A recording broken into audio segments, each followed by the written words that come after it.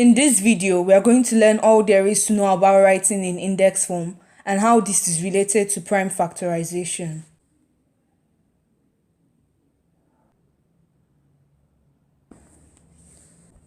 This concept is very important in the sense that it simplifies our work in many ways. Now, as usual, I'm going to use 4 different numbers to illustrate this whole index form expression. The first number we are going to use here is 256.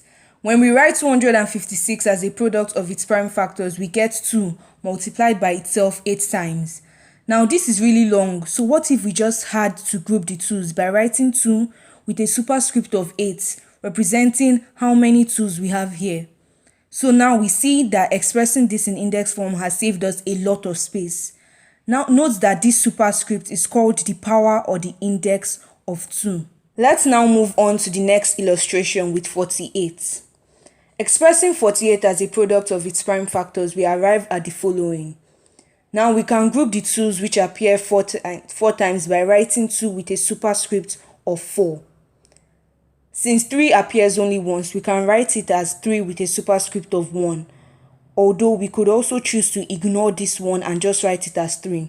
Now in math, we don't call this 2 with a superscript of 4, and there are different terms for it. We can call it 2 to the power of 4, 2 to the 4th power, 2 raised to the power of 4, I prefer this one, or 2 to the 4th. For the next example, 1512 can be expressed as this.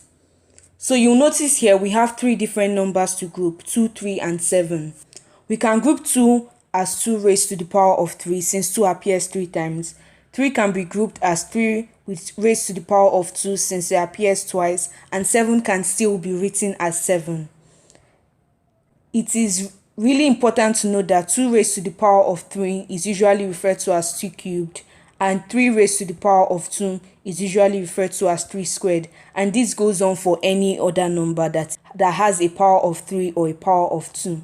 Finally, for our last example, 441 written as a product of its prime factors will give the following. We can easily group 3 as 3 squared and the 7's here as 7 squared. One final thing I haven't mentioned is that 3 in this case is often referred to as the base.